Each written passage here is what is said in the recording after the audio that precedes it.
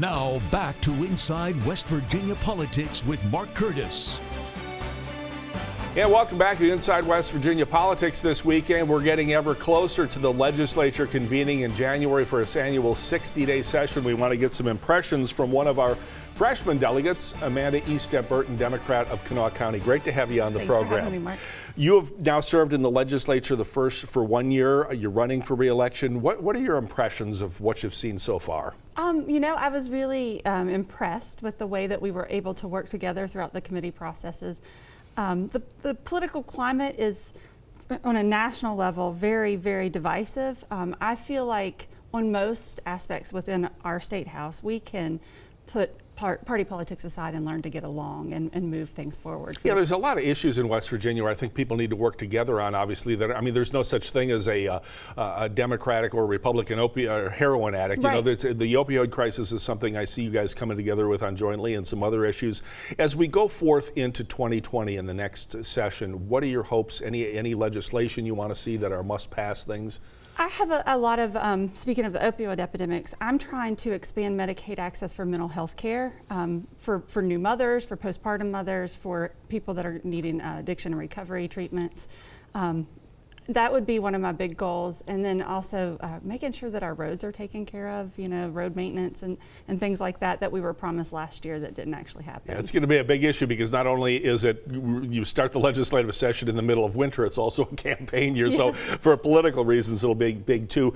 Many people probably don't know this, but you're a banker by trade. And I've got to ask you some finance questions. Sure. Last year we had $541 million in excess revenue that was not anticipated. Mm-hmm. This year we're also already seeing deficits. Some months we were down by $33 million. What are your concerns about that? And especially because we know it's because of the volatility of the coal industry. Do we have to diversify our economy to flatten out our revenue stream in the state? Well, absolutely. And then this last session, we were told that we needed to cut severance tax to create jobs. Well, I don't know that I've seen any job creation, but I've seen a lack of revenue from those cut severance taxes.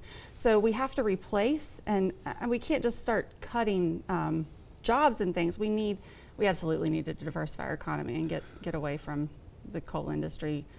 I want to support the coal industry, but we need to expand. Okay. It occurs to me we've had 2 straight years of teacher strikes, 2 straight years of 5% pay raises, not just for the teachers, but for all state employees. How are you guys going to handle that this year? I think there's probably an expectation that maybe there are going to be some more raises, but the governor has not made the promise that he did at this time last year, saying, I'm going to get you 5% again. Well, the deficit in our CPS workers is a prime example of why we have to pay people better. We're not going to attract talent to West Virginia and end the opioid epidemic if we don't invest in our people.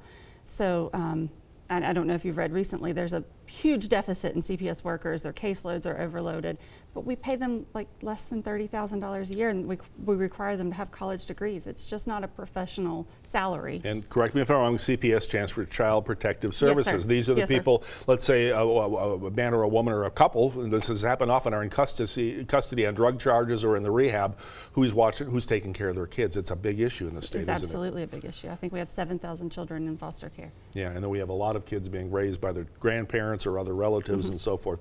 You've made kind of a splash, and I don't mean to make light of this issue because I think it's a serious issue, but you've made quite a splash lately on social media, on Facebook, about the lack of women's restrooms for the legislators. If you walk into the Capitol, you'll see a restroom that say, delegates only, male delegates only, and you guys wanted one for women as well. It's a serious issue. Absolutely, and it's not that we wanted one for women only. It's that our restroom is the public restroom outside of the chambers, way on the other side, which is the majority side, and then down the hallway. And if there's any public people there waiting, we have to wait. And I pride myself when showing up for work every day and being present and being involved. And I actually missed a vote, so I don't have a 100% voting record because I was waiting to use the restroom.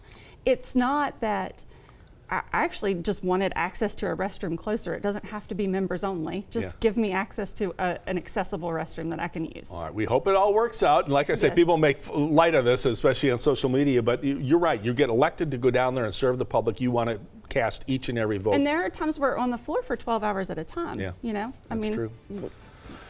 We look forward to seeing you in January. Thank you so Delegate much. Amanda Estep Burton, Democrat of Kanawha County. Thanks for being Thank with you. us on Inside West Virginia Politics, and we'll have more of our program after this break. Stay with us. Thanks.